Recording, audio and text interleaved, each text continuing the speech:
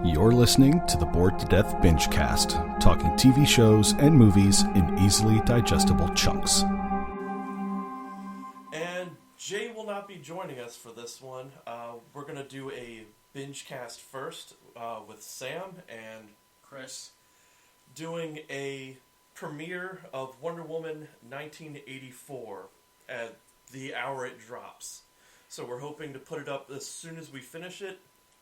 We're also planning on doing a second viewing with a little bit more of the cast, hopefully, which I will be reprising along with hopefully Jay and Zeke. So what do we got on this movie? It was supposed to come out in June, July, something like that? It was supposed to, it was slated for like June, July, like about summertime. But because of COVID, it got put, like a lot of other films, it got pushed back. So it was one of the films that fell victim to... And I know a lot of places were still giving out the promotional material that was already out. We had one of those coupon clippers that had Wonder Woman all over it, went to Dairy Queen and got the Wonder Woman Special Blizzard. And the movie's not even out yet. It's I had it. It was actually pretty good. I can't remember what was in it. It's like, I think it was in like March or April whenever No Time to Die was supposed to come out and Fortnite was doing the spy theme. Yeah, I guarantee you they were supposed to do a Bond themed thing with that. Because they practically coincided with each other. So that's what I was thinking. What the plan was for that particular season of Fortnite was supposed to coincide with No Time to Die, which is now coming out next year. I wonder if they're going to try to do another spy season, or if they're just going to throw them in as like some kind of, oh, here's the character at the start, like they did with Mando or Deadpool or stuff like that, or something like that. And I'm wondering if or not they want to do anything for Wonder Woman since they've already got all these other DC characters. Possibly. It depends on what DC money they want to throw at Epic to get some more cross promotion. Frickin' Epic Games Fortnite is literally a juggernaut. It tries its damnedest. Like, it has the Battle Royale down. Yeah. And now it's doing different modes, like, that are created by fans most of the time. They just put in recently what they call a spy mode, which essentially runs similar to Among Us. They've also done, for the end of the Marvel event, they did a shooter section where you're flying the battle bus and shooting down drones. Like, they're preparing themselves for whatever may happen in the future, that they can switch gears and go off into another direction. Yeah. Whether you like Fortnite or not, they've got a plan. Yeah, it's like, what was it that Adam Sandler said in, Big Daddy? What? Don't die? Pretty much. Like, as long as they keep doing what they're doing, they're getting all this money coming in from different places. They've got a 2-year contract with Disney. So there's going to be Marvel and Star Wars all over the place. Who knows if they're going to actually add Disney characters. Obviously something with DC, because they recently, I think the previous season had, or 2 seasons ago, had Aquaman as one of theirs. Yeah, 2 seasons ago had Aquaman. And now they're doing this Crew Pass, which is kind of like in addition to the season pass, but you get the season pass from it. It's $12 a month. You get 1,000 of their currency, a special character, and some other stuff. And the season pass for the whole battle pass for only like $11, $12. Something and like that. Next month is Green Arrow. I wonder if they're probably going to find some way to get Stephen Amell to voice him in there. If they ever do more voices other than Jonesy or John Jones. So is there anything with Wonder Woman 84 that you are looking forward to seeing, or I remember the very first early screenings, people were sorely disappointed. And I mean like a year or so ago. Like the early screenings. So I wonder if they changed it. I know that from the trailers, I'm not looking forward to seeing Cheetah. Well, I'm honestly thinking that what we got was not fully rendered. But that's the Cheetah. problem. When you put in your trailers, you put your best foot forward. You want people to come see. You don't want people to scratch their head and go, "Oh, I don't know about that." I remember when they did the teaser trailer for the Gareth Edwards Godzilla film, the one that kickstarted the MonsterVerse. you don't fully see Godzilla in that film. It's more like a giant dust cloud from the fight. You don't see it from the film at all either. The first Godzilla had no Godzilla. It was People, the movie. Yeah. Well, I mean, if you go back, you watch the original 1954 film. Godzilla doesn't show up till like the half-hour mark. Well, but this one, the newer one, was really a disaster movie, and Godzilla happened to be the disaster. So you're focusing on the land people rather than, the title monster that you came to see, which is why I didn't have much interest in seeing the first one. Yeah, people complained about that, and they listened. Yeah, well... Second film had more Godzilla, so I'm wondering if we get more Gal Gadot and Wonder Woman in this. I mean, I would have been... Like, if they would have done the trailers or the other things for this movie without Cheetah in it at all, but kind of like showing her character before she becomes Cheetah, I would have been happier. Because knowing how much crap CG they did with the first one, what was it, Ares? He looked like crap. Well, to me, the reason... They're not good with big bads. Ares and Darkseid, or not Darkseid, what was it? Steppenwolf. Steppenwolf. Damn, Steppenwolf looked like crap. Well, from what I'm hearing, because of the amount of time that they got for the Zack Snyder cut for Justice League, they're improving on a lot of stuff. With the time between their first trailer and now, hopefully they... did a little touch-up work on some CG, because, I mean, I've seen some pretty damn good CG spectacle movies where the bulk of the movie is CG, and it looks good. Like, look at Pacific Rim. I was going to say Guardians of the Galaxy being almost every single creature in there practically is a... it's motion capture. Mocap creature. Yeah. So, I'm hoping they do something better, but I mean... If those are mocaps, though, you keep to, like, humanoid. If you have running off walls and shit, that's all CG. So it's not really going to be, like, or a mocap person with a harness. No, yeah, with, what did Fat Bastard call it? The wire fighting team? Yeah. Alright. So, is there anything else? I'm honestly just hoping that, it doesn't suck? I mean, I didn't think the previous Wonder Woman sucked. Yes, oh, no. I know the third act was kind of weak in terms of I like the fight between Wonder Woman and Ares, but like what a lot of people had an issue with in terms of Ares when he went full Ares, like with the armor and everything, is the fact that they kept the face. Kept the face, so you have like you have the distinguished English mustache throughout the fight, and I did notice it, and I was like, they couldn't get rid of that, because like I kept thinking that they were going to make Ares look like, like the version from... the comics or Injustice. Well, not Injustice, no, I've seen the Injustice one, he's too pointy. Too pointy. I'm talking about... God of War. No, I'm talking about the one from, I think it was from Justice League Unlimited, but I can't remember if that was Ares or Hades. I just remember Wonder Woman was just, kind of just had that oh shit moment when she realized which god came out. I would say Hades if she had an oh shit moment, because God of War, Lord of the Underworld, yeah, that's a no fuck moment. Yeah, so, but like I was always kind of hoping for, like black, and then you just get the red eyes. Yeah, that's all I wanted. And because I've seen fan edits where they edited it to where they made it look like it. Movies for DC, Jesus. Well, oh god, I've seen fan edits for just about everything. Like somebody superimposed Green Lantern in? No. I've seen No, for on, one of the more recent Star Wars moments where they superimposed, I think it was Sebastian Stan's face over Mark Hamill's from Return of the Jedi, because Sebastian Stan looks pretty close to the way Mark Hamill looked back then. Huh.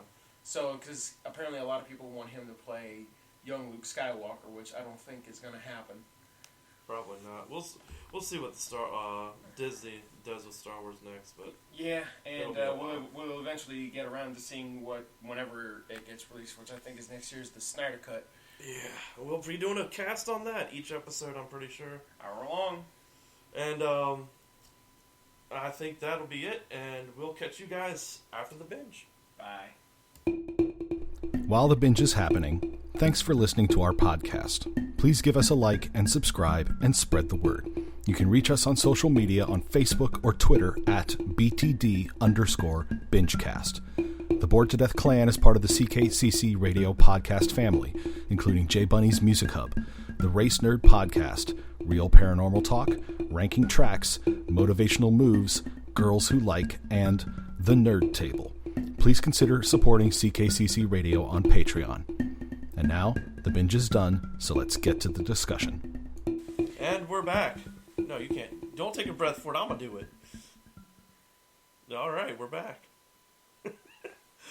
No, go ahead. I wanted to do the and we're back part. Then you go. Oh, so, all right, and we're back. No, I did the and we're back. You were backing over my and we're back when I cut you off from where and we're back. No, I intended for you to start. Then why'd you take the deep breath? Because I needed to breathe. Oh, go on. No. What are your thoughts on the movie? It was alright. Was it better than the first one? No. Okay, between the two, which one was the better one? Well, if it's not better than the first one, what do you think? The first one's the better one. Alright. I don't know. The first one, the parts that bothered me the most was when she was a young child, and the kid actor, it was too much. The little kid actor, not the what was it? I wouldn't say like the early teen version. Not that. I'm not a fan of kid actors, and they have to frickin' wow the crap out of me for me to be like, oh yeah, they deserve to be on screen, and she just didn't do that great of a job. Oh, you must not like Stranger Things then. No, Stranger Things, those kids are actors. I don't feel that this little girl was an actor. You feel like it was more like she auditioned for the part and hasn't done anything since. She's adorable. She looks like the character, or she's just a cute kid kind of thing. I'm like, all right, I could see that. And I think they used the same girl, or she looked a lot like her in this one. I think it was the same one. She's obviously aged a little bit since the first movie. I mean, it wasn't as bad as the first one with those scenes, but again, they opened the movie with her as a little girl, and I'm like, haven't we been over this before? I mean, it's not like it was exploring a whole lot. Like, it was more like just that one part, and it was like one and done after that, where she apparently learned supposedly she was supposed to learn like a little bit of a lesson during like I'm assuming the Themyscirian Olympics, where they basically taught her you can't. She cheated in a race, and she's like, well, I wanted to win. It's like, well, it's not your time to win, and you're going to do it. You're going to do it right. And the only reason why they know that she cheated was because she missed one of the targets. Like, because like where the target was is where she was like sliding down this. Or maybe 5 of the other Themyscirians behind her could have been like, yo, she didn't do that. Instead, they're like, oh yeah, smoke cloud. What if someone missed and hit her smoke cloud? I imagine that they're just too damned accurate to hit one of the other 6. Yeah. Well, I mean, I imagine they practice a lot. I mean, remember? Don't get me wrong. The scenes were cool. It was all right. It just felt like a cold open that didn't feel like it was even part of the movie. I mean, I was trying to figure out, like, okay, so she's being told this little lesson saying, oh, you're not really winning if you're cheating by, can't think of the character, Antiope, the woman who was the princess in Princess Bride. Well, when I look at scenes like that, and I look at other opening scenes or other pieces in movies, I go, would I be lost without this scene? Was this critical? I mean, the reason why I'm looking at it that much is I'm staring at a 2-hour and 32-minute movie, and the cold open didn't feel like it was even really necessary. So how'd you feel about the opening to Batman vs. Superman, where it showed, his parents getting killed? Granted, yes, I know we've seen it dozens of times already. Well, that was trying to establish Batman yet again in a new thing. This was a sequel to Wonder Woman. This is Wonder Woman 2, or the 1984th movie of it. I understand why they put it there, because it's the era, the decade, it's 84, and that's why they splashed all the color there. Because the 80s were colorful as hell, Only and when the you're 90s took that colorfulness and went grungy. Yep. Anyway, you're not retelling, like, this scene could have possibly been dropped in somewhere else during the movie. Like, maybe she's looking at one of the photos on the wall. Like, she had, like, a bunch of the photos that they lingered on a whole bunch of shots of. Well, maybe she lingers on the photo and then, boom, there you go. Then she's in that scene, or has that lesson told to her, like she's remembering it. Granted, that would have been a more ham-fisted way, but this was literally a full frickin' scene. Or like she was watching the Olympics and remembered that. That would have been a good one, too. Because like I said, if you watch it, it looks just like the Olympics. It's clearly a competition.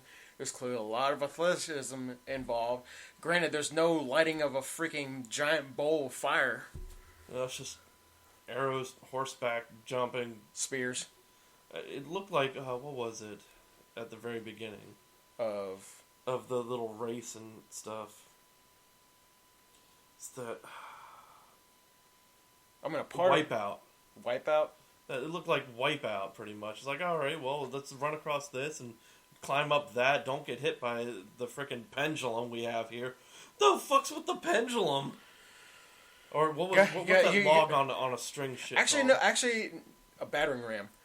It's just a freaking hang. I mean, I was kind of getting some American Gladiator vibes off of it a little bit. Maybe that's what I was more thinking of. It was like I think they looked at it like. I like they had a cool idea for it, but this seemed like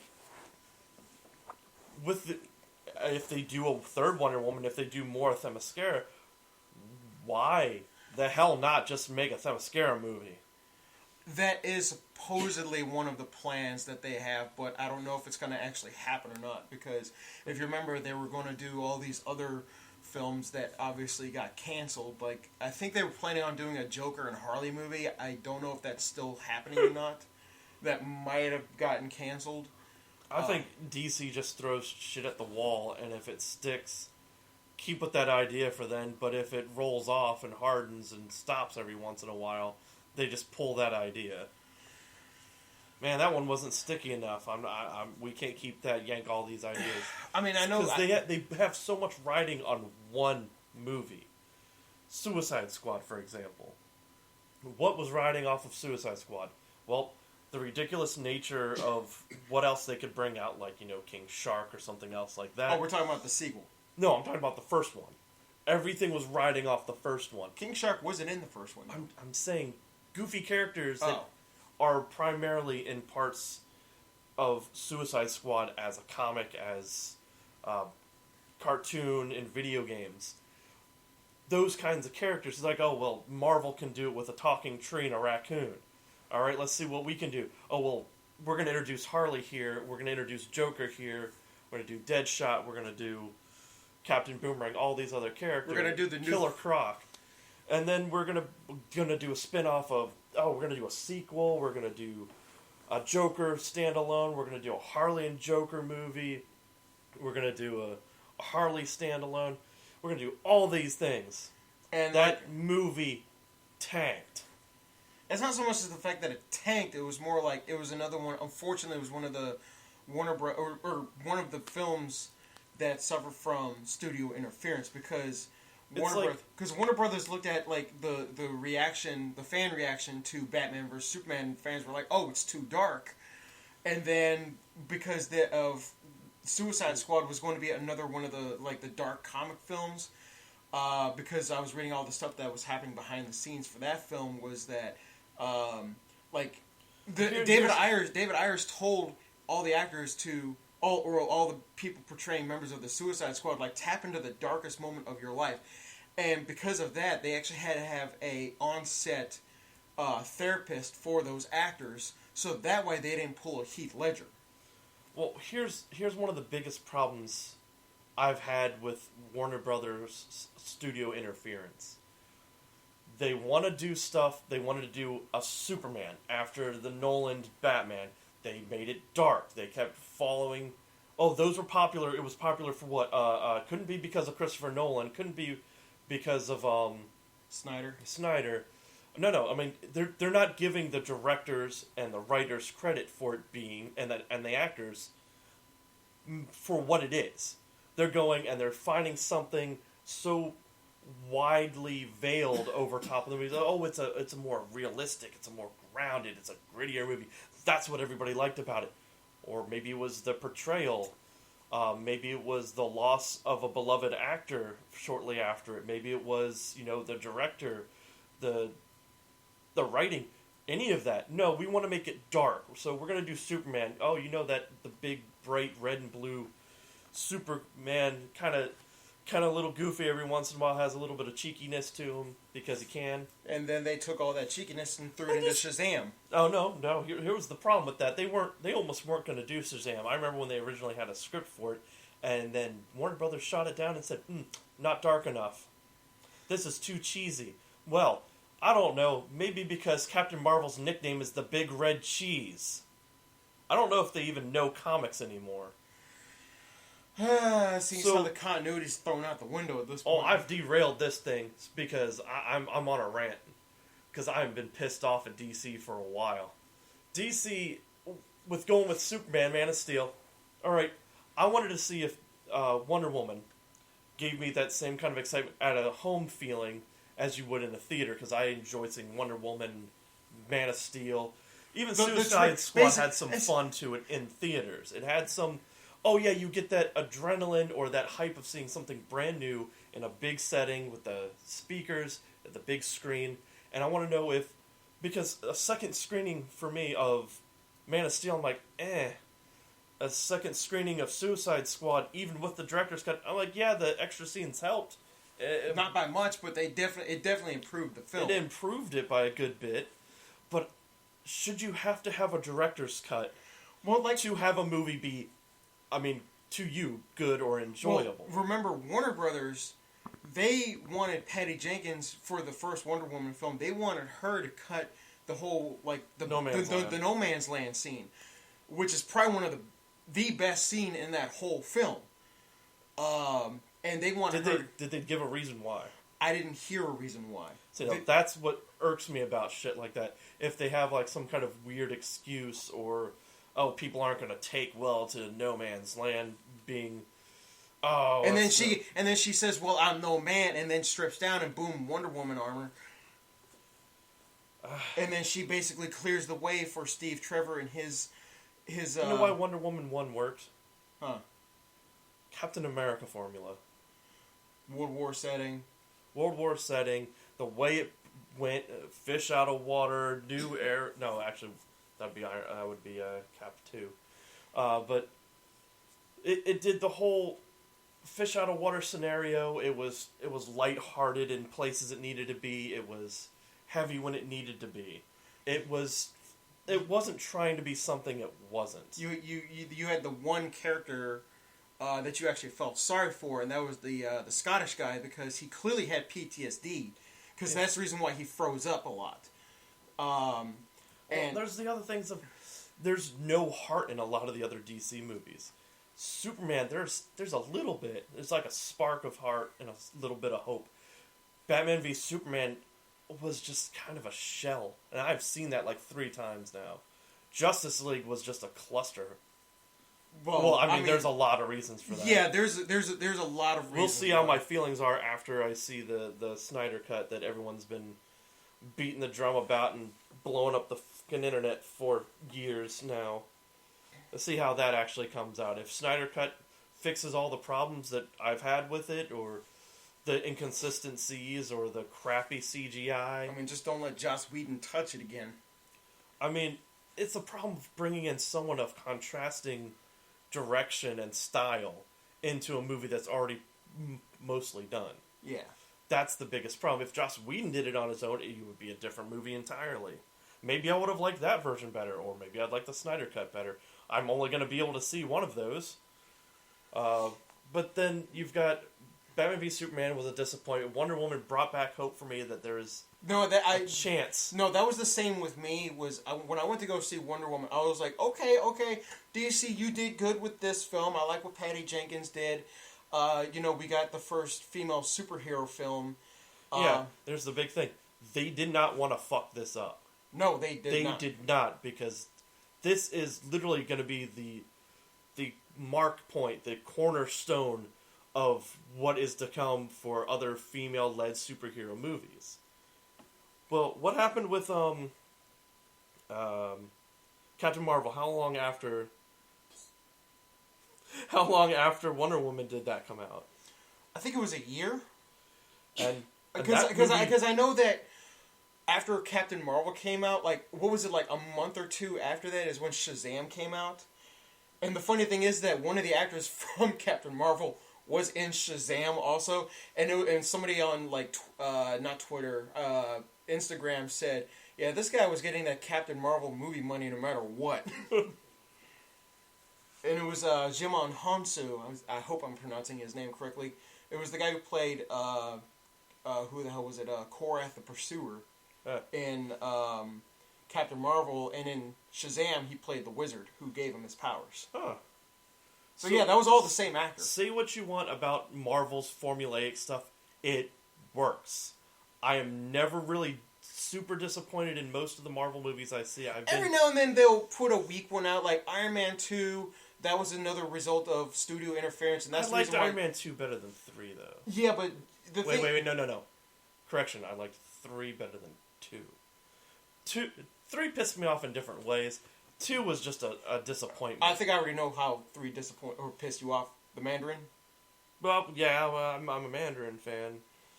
And I wanted to see some Fin Fang Foom, or at least some manipulation with rings. They set it up in Iron Man 1. The 10 rings. The Order of the 10 Rings. And I held on to that, and I freaked the fuck out being an Iron Man fanboy. But Marvel aside, like, they do have, like, a few stinkers out there. But DC, to me, is literally, it's either going to punch a hole through the wall good, or it's just going to get slapped against it and make a big old slop noise. So, which one was Wonder Woman 84 for you? Like, you don't... solid hit. Like you don't think it's you don't hate it. No, I don't think it's terrible. I just... I wanted something... maybe I was wanting something else out of it. I don't know. With the hype and then the being literally the first full-length movie I've seen, like brand new one, in probably 6+ months. Since Birds of Prey, I'll bet. Like being a big comic book. And you know what? Give it what it will. I like Birds of Prey. Sorry, I liked the Harley Quinn movie because I think they even dropped off Birds of Prey at some point. They made it. No, they dropped the fantabulous part of the title and just called it Birds of Prey. They took the Deadpool formula. That's what I was getting a lot of vibes from for that film. But I mean, if it works, it works. I'm not going to say, hey, you stole this from. I'm going to say it gives me them vibes. But you see, the thing is that the one thing that I know about Marvel and DC is they've been ripping each other off since the 40s. Oh yeah. I mean, come on. Captain Marvel, I enjoyed. Yeah. I mean, I enjoyed the crap out of Captain Marvel. We're talking about Marvel's Captain Marvel, right? Yeah, no.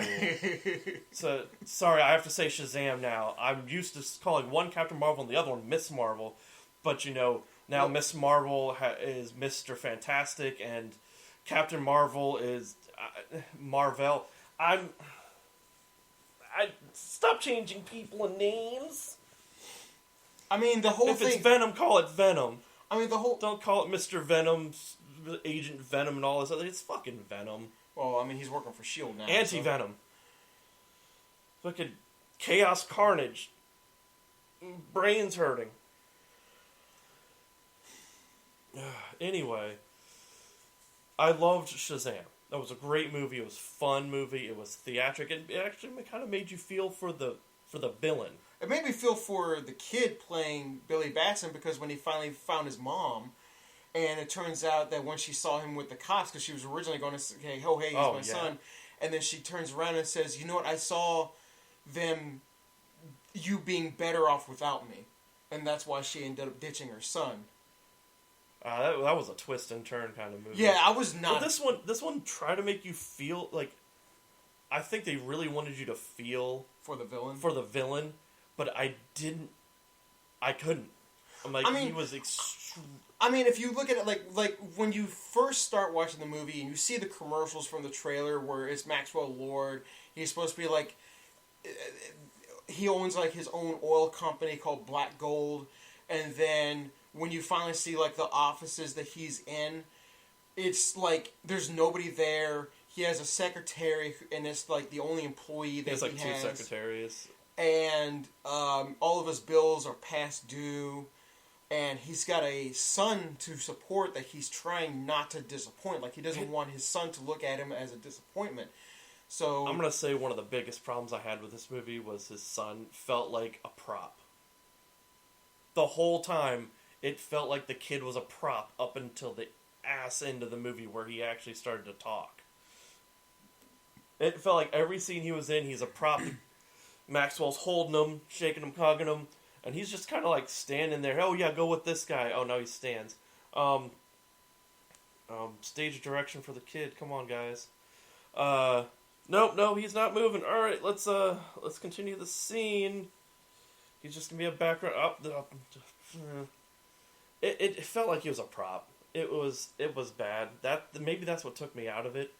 It felt like it just all of a sudden, son was there. What? Like, understandable, they're not going to be, I'm Maxwell, here's my son.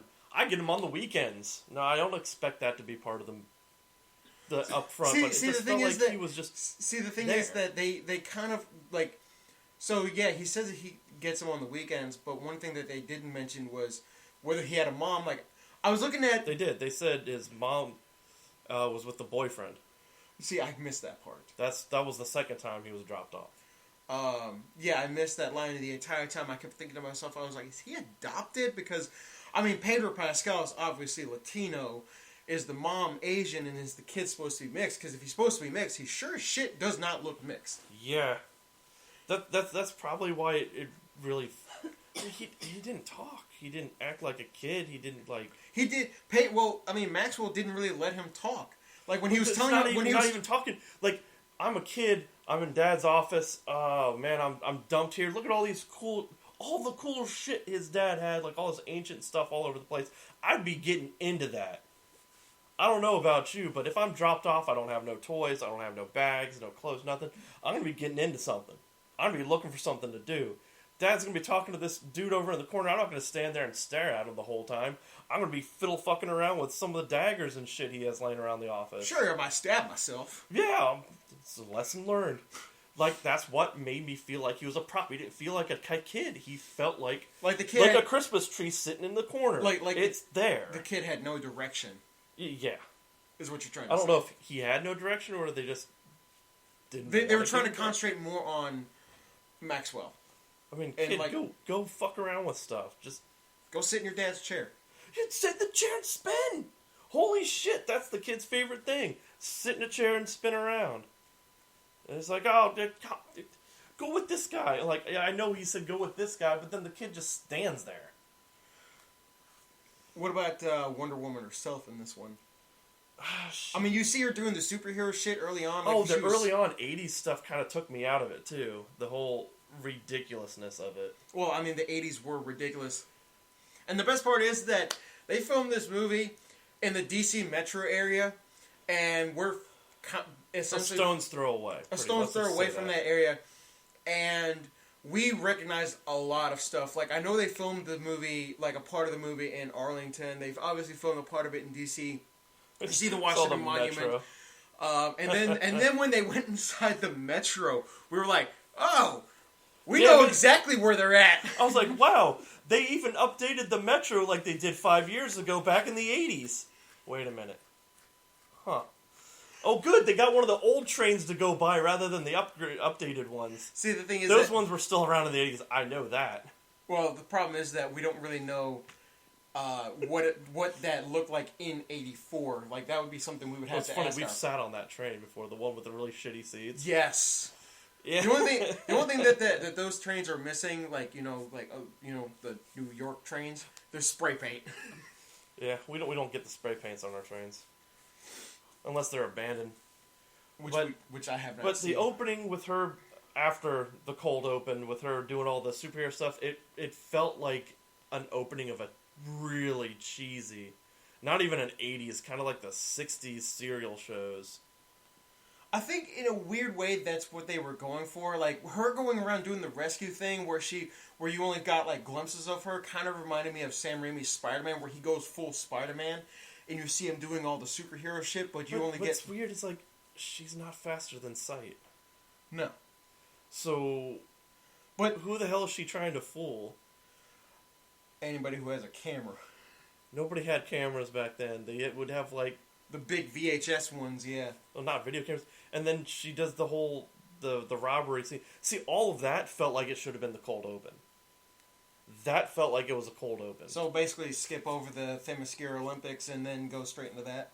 I mean, it's good for a scene, but the cold open should have been that cheesy part. Because the rest of the movie does not fit that open at all. Not a damn bit of it fits the rest of that open. Yeah. Maybe I'm getting too cynical on it because I'm so used to sitting here and tearing apart that I watch or absorbing everything. It just felt... Lots of it just felt off. But, like... Did it feel disjointed to you? Just the beginnings. That's it? The two beginnings. Some of the disjointment came from the whole running around making wishes and shit. But... And he was dressed in blue for some of those scenes where he was granting wishes, so I was like, haha, he's a genie. Yeah. The Cheetah character, before she became Cheetah, what was her name? Barbara. So, I had major... What did I say she reminded me of? Halle Berry's Catwoman, before she became Catwoman. See the difference? The hair... See the skirt, I'm an ugly girl with these gigantic glasses, this big skirt, oversized shirt, freaking cliche bullcrap. Yeah. And you said something about the Electro and Amazing Spider-Man 2. I was like, yeah, similar, but all it's similar. It's the whole same bullshit material. All it's missing is the goofy shit music they put on him. See, pissed me off. See, I've only seen that movie once, and that was when it made That's all it took. That's all it took for me. I looked at it, I was like, wow, they just happened to put Spider-Man in my romantic comedy. Yeah. Because that sure as shit wasn't a Spider-Man movie. It was guy and girl making off-color quips at each other. You know, Spider-Man being Spider-Man quippy outside of the damn suit always gets me pissed off. That's I don't blame you, Andrew Garfield. I blame the writing. The writing, the directing, Sony for rebooting the franchise too fast. I rebooted it again and it did all right. What with Homecoming? Dude, Homecoming was amazing. Getting off track, but like I don't want to do like most people like we have done with other older movies where we like say everything about the movie because of course we didn't preface this. I'll hopefully remind Jay to spoiler alert. Yeah. This since obviously this is a review of the movie, we're not gonna do a non-spoiler review. It'd just be like, oh, we're just reviewing the damn commercial at that point. But did everything else kind of felt alright? It just didn't feel amazing. So, let me ask you this, though. So, between Batman vs. Superman, Justice League, the first Wonder Woman movie, and 84, which one would you say was Wonder the best? Was the best. No. Oh, you mean her portrayal? Yes. Oh. I mean, I loved how in Batman vs. Superman, when she jumps in and saves Batman from Doomsday, and then she and Superman start fighting Doomsday, and she just, it's just like, it seems like it's not that big of a deal because of the things that she's fought before in the past, like, you know, fighting gods and whatever, and, you know, Superman saying this thing came from another world, my world, and then she says, I fought things from other worlds before, and basically just proceeds to, you know, just go at it with Doomsday. I'd have to watch it again. I really don't want to. I really don't want to watch Batman v Superman again. I don't want a Martha anymore. Jeez, there's so much wrong with that movie. Yeah, Batman doesn't kill anybody except for those guys and that guy and a couple of those guys after there. The guys. Granted, they never really established that this Batman doesn't kill, but you know. Well, they also. I mean, it's like Superman and Man of Steel when he's. Wait, did he say to Superman? It's like I don't kill. No, those words were never spoken. For some reason that just popped in my head. Just like there's a difference between you and me. I don't kill.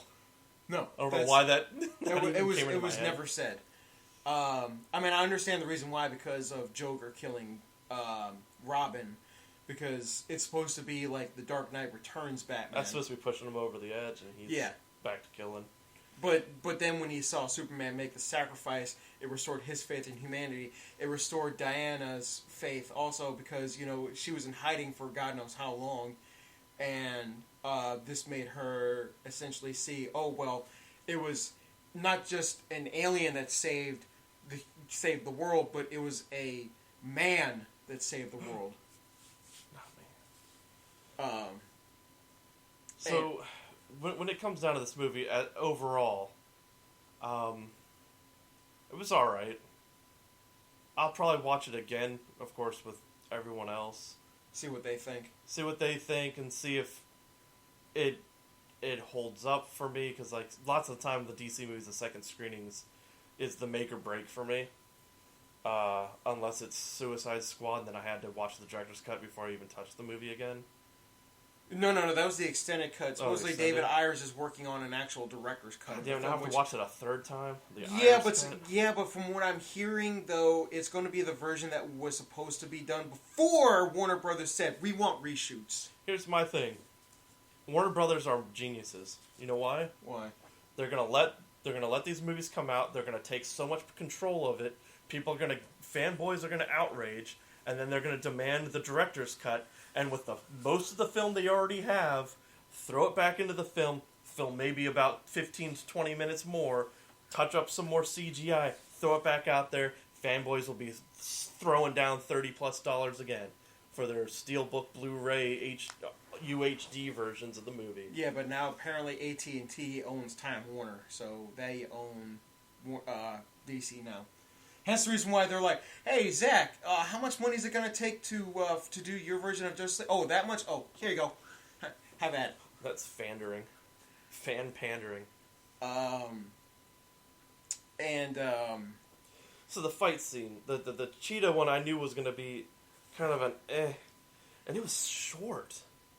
To me, that was it felt like a really short fight. It was still longer than the scene with Rhino at the end of Amazing Spider-Man 2. God, talk about too many fucking villains.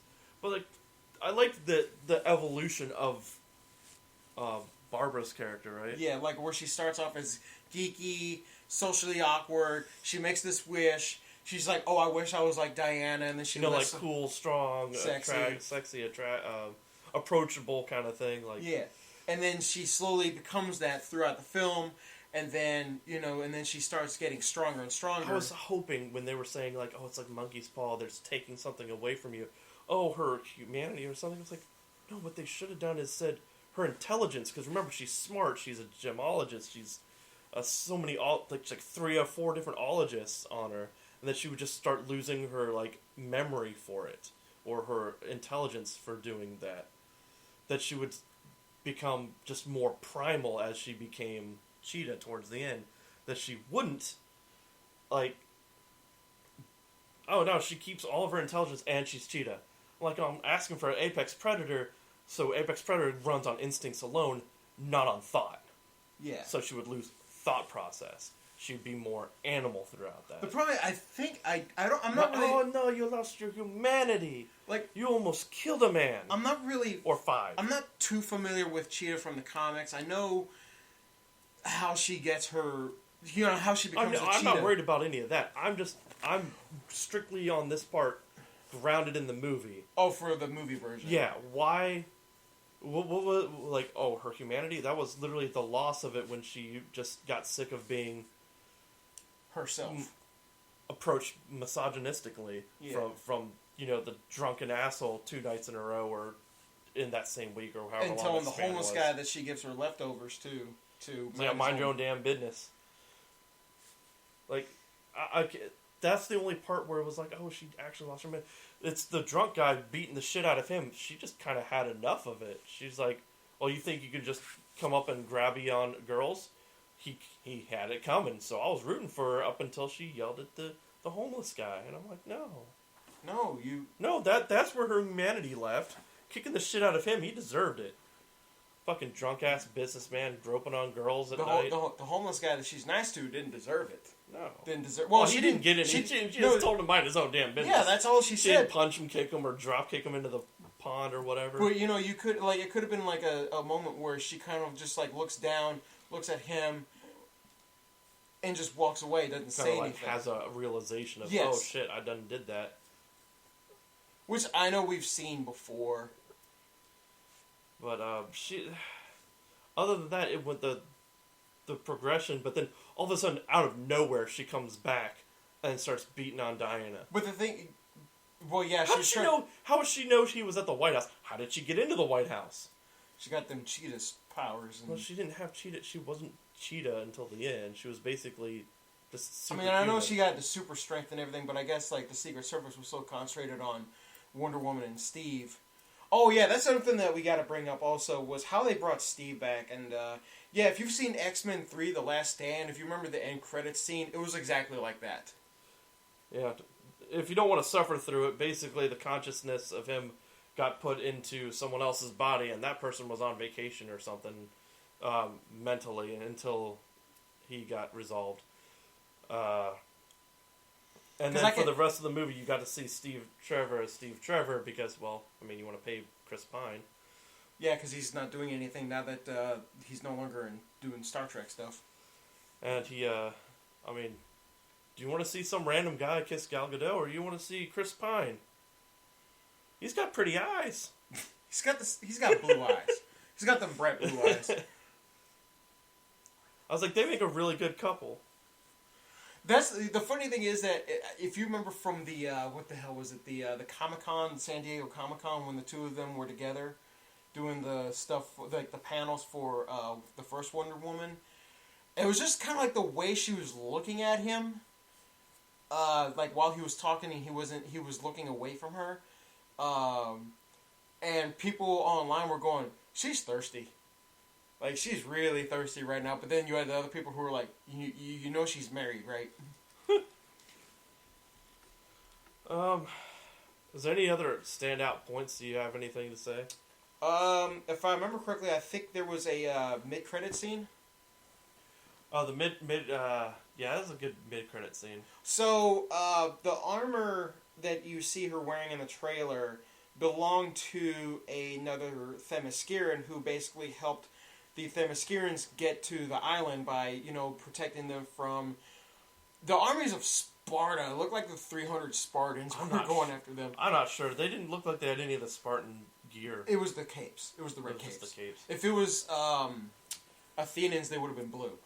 Oh, okay. So I can't speak for other nations, but I know Athenians wore blue capes. So she was fending off all of them with the wings and the gold armor. And which you'd think they would be using better material than gold.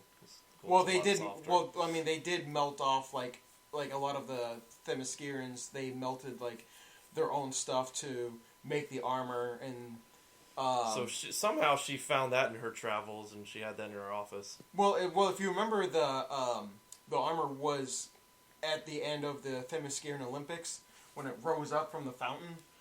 I thought that was a statue. No, that was the armor. Because I guess that was the prize. And maybe she won it at some point in time later on, because I don't know how often they never went back to that. It's like, oh, maybe someday you'll be fit enough to win, and I guess the only connecting point is maybe she won? But I'm assuming sometime after World War II, she probably went back, either stole it or won it, and then brought it back with her, hence the reason why it's in her little personal bat cave in her apartment. Yeah, I think this is going to be like a one-time thing. But it turns out the person who was wearing it was Linda Carter. And then she still looked like she had her bracelets on, too. They were like small. Are we talking about like the classic Wonder Woman? No, she had like the ones that like this Wonder Woman wears when she held up her arm to catch the pillar. That but hers were smaller and gold. Huh. But yeah, I couldn't tell whether or not they may have been like something from the 70s Wonder Woman TV show that she was on. I didn't really watch that show. But she looked good for her age. I mean, she looks amazing for her age. So, overall, what did you think? I mean, I didn't really have any problems with it. I did think of a lot of things throughout the film, like, oh, is this Maxwell's son's? Is he adopted?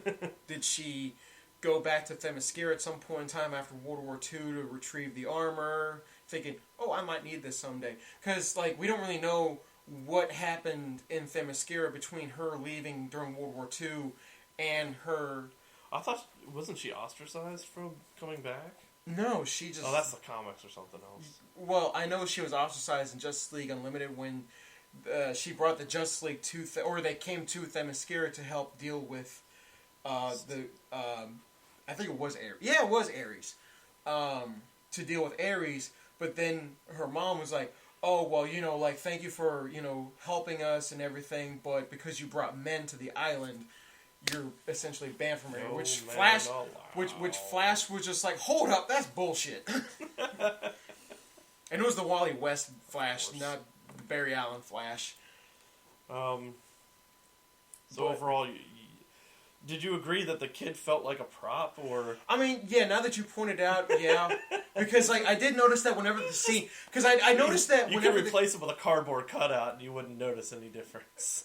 Only if the cardboard cutout was just supposed to be standing there staring at everybody. But no, like it's like whenever Max was with his son, he didn't let him talk. Like when he told him, he was like, "What is telling him like the whole wish thing," and he was like, "Oh, I wish." Oh, no, the only time he asked him anything, he stopped him that one time because he knew what he was going to wish for, and he says, "No, you want to think real hard about this wish." Because I just wish basically, he just wishes you would spend time with him, is what he was going to wish for. And then when his dad was doing the whole, like, worldwide wish thing, and he was just like, I wish you were here with me now, Dad, as he's yelling it into, like, one of the little TV monitors. Even though he already made his wish, and the wind of change happened. Yeah, but we didn't see any results after that. Yeah, because he was already... he said wish for his greatness. Yeah. Well, he did. He was continuing to be greater and greater as he made his wishes. But did you notice how... It's a fulfilling prophecy. But it also looked like he was also healing. Because at the end he healed because he was healing himself. Remember, they would wish off of him and he would take what he would want from those wishes. Yeah. Every time someone would wish with him, he's like, yeah, okay, I'll take your oil. Don't have it? Well, I'm taking your security team then. F you. I'm out. See, that's the monkey paw part of it. Then the stone or whatever was, I guess it was a gem. When you wished on it, it would take something from you. So he got to make the decision of what was taken. Yeah, because he was like, I am invincible. He was like the Russian dude from, it was Alan Cummings from GoldenEye, where he kept on saying, I am invincible! Alright, so you said you liked it? I mean, I enjoyed it. Granted, I know it's not as good as the first film, but I felt the same way about Guardians of the Galaxy Volume 2. It's good, just not as good as the first film was. Yeah, I liked the genuine feel of the first one. Plus, like, I don't know if it's just me, but I think the soundtrack for the first Guardians was better than the second one. I mean, like, now that I watch it again, yeah, I do like the songs that they chose for the second film. It's just that I just felt like some of them were kind of out of place. Yeah. I mean, except for the song where Star-Lord was listening to that song during Yondu's funeral. Yeah, because apparently the song's called Father to Son. Oh, wow. Yeah, I enjoyed it. I don't know if I'm going to enjoy watching it a second or a third time. Well, you might notice some things afterwards, or, you might change your opinion. It's weird. I could watch a Marvel movie over and over again, even though it's formulaic and kind of bland sometimes, but I can watch most of those over and over again. I mean, when I got the extended cut of Batman vs. Superman, I don't know why, but for some reason I watched that like 3 days in a row afterwards. I guess it's just because I liked the added scenes to it. I was like, oh my god, this is so much better. And I was hoping the same thing for Suicide Squad, but no. It was more like they just like it didn't help the plot. It just helped Harley Quinn's character development. Yeah, which I wish they would have just left in. But again, for whatever reason, DC wants to push the 2.5 hour mark. Well, the funny thing is that they did say that for Justice League, they said that one of the rules that they made was under 3 hours. They wanted it to not be 3 hours. They wanted it to be at exactly 2 hours. Which I was just like, and I went back and looked at the times for how long Man of Steel was, and that was over 2 hours. So I was like, when did y'all change your minds? I don't know, when people started bitching about them. Alright, I thought it was alright. Yeah. And that's it for Chris. I'm Sam, and that was Bingecasts. Catch you guys in the next one. Bye. Bring back fanny packs. Thanks for listening to the Bored to Death Bingecast. Be sure to check out our library of past podcasts via CKCC Radio or via our YouTube channel, and give us a like and subscribe. We'll see you after our next binge.